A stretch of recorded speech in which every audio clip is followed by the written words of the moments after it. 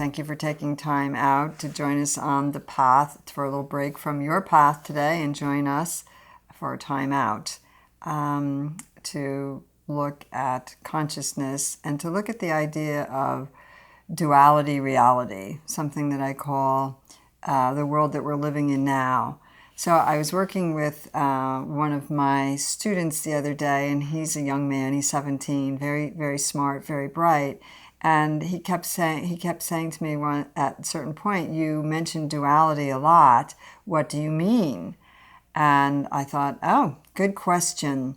I think it's very important as you're moving into a spiritual reality or trying to become more conscious or more balanced in your life, to understand that we live in a dual world. So the third dimension that we live in, that our physical bodies are in, and the fourth dimension, which is the psychic plane or the astral plane, the etheric plane, whatever you hear it, are both dual in nature. We are dual in nature. I have a dual nature. You have a dual nature. The Dalai Lama has a dual nature. So, the most spiritual person you can think of has to deal with duality just like you or I do. So I think the trick with understanding duality, and what I was saying to Kenny, is that it's important to look at the context of duality in every situation that we find ourselves in, because we live in a dual world. So as Kenny asked me, well, what do you mean? I said, well, night, day, black, white, yin, yang, negative, positive, happy, sad, duality. And what happens, it's kind of like a tennis game. You've got one side of the court, and down the middle you've got a net, and you've got the ball going back and forth. Should I do this? Should I do that? It's right, it's wrong, it's better, it's worse. And if we are not becoming whole or fully present in the moment, we can get really divided about what to do, what's right, what's wrong, what is sacred law, what is man's law, what do I need to do? So I think to understand your nature and spiritual nature, you have to take into consciousness this idea of duality, and that you're affected by it constantly. You're trained by it. You're brought up told, no, that's the wrong way to do it. This is the right way to do it. This is the way to get ahead.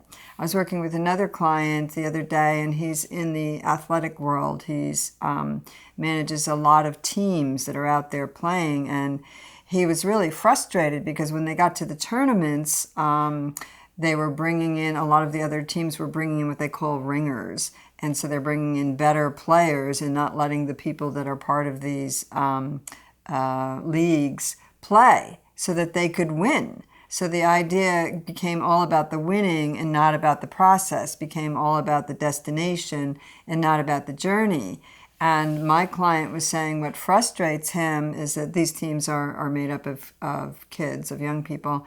And what frustrates him is that, what kind of message is he bringing to his students, his clients, his students that he's teaching these games, if he takes them out, puts them on the bench, and brings in a better player for the tournament.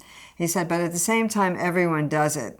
So he was watching his own back and forth tennis game in his head. Do we try to win the tournament? Do we step away from what my truth is, the truth that I'm trying to teach these kids? What am I teaching them if we step away to just win, win, win? And how frustrating it is, because it's sort of a gray area. It's not really illegal, but at the same time, it's not true to Spirit's law. It's not true to his truth, his inner heart knowing, his inner truth. And so I think this idea of duality becomes very important when it comes to law, when it comes to mankind's law.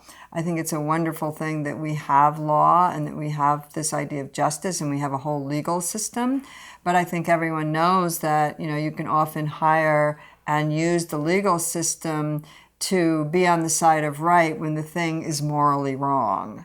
So duality is really important to understand, and your choice in duality and how to come to wholeness and how do I get to know myself, what is the right thing for me to do? What is the knowing thing? What does my heart know to do, as opposed to this tennis game of, well, over here it's this way, over there it's that way. So the dual nature that we have has to come into wholeness. And I think the dual nature is not a bad thing. It's just something that you have to operate with. You know, it helps you question. Sometimes I wonder, why did we choose to come into a world? Why did we choose to enter into a world and have a dual nature and experience duality? Well, it's the light of us, it's the spirit of us, it's the energy of us experiencing and making choices, stepping out of it every once in a while. I like to think about, well, how do I come into wholeness in this dual world with my dual nature? And I think of a teeter-totter. You know, a teeter-totter is, I guess that's what we called it as kids. So it's that little game where two people sit on it and there's a fulcrum down the middle and you're going up and down and up and down. And sometimes you're way up here and sometimes you're down here. And what if you got off and came into the center and just became balanced? And from that center place, you could look at the reality over here and the reality over there, and then you could see a wholeness. You could kind of bring them together in wholeness and go into the wholeness of yourself and make a decision from that place rather than from duality, rather than from the outside. You could come into the inside and come back to wholeness. So I think when you're entering on any kind of spiritual path, it's very important to understand that duality exists in this third dimension and even in the fourth dimension, and that duality needs to find wholeness, and the wholeness is found inside yourself. When you go inward, when you go inside, when you start a meditative practice or just being with yourself, contemplating, thinking, being quiet, you start to see all the different parts of yourself, and you start to see how scattered they could be or how broken they could be or fractured, and you begin to find a way to bring it back into wholeness. And one of the most powerful ways is the breath, which we will speak of in more fully in some of our future talks. But for now, the duality is what we're looking at.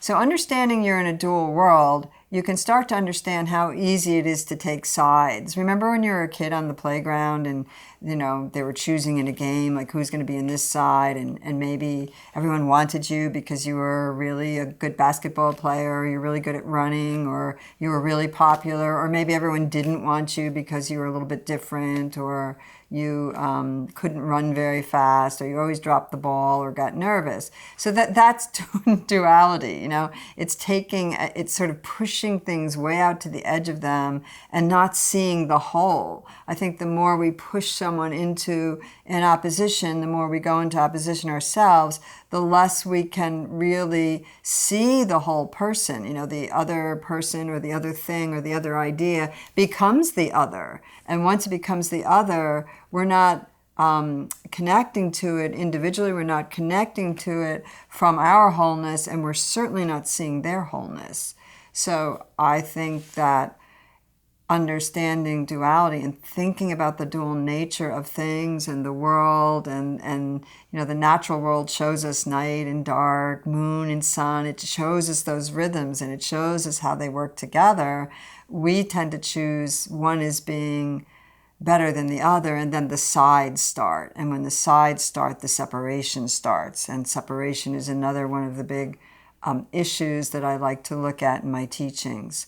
So whatever path you're on or you're choosing to be aware that there's a level of duality within it and within yourself, and always try to find a way to come back to wholeness and to step out of the dual nature of things and to sort of sit in the wholeness and be fully present with yourself.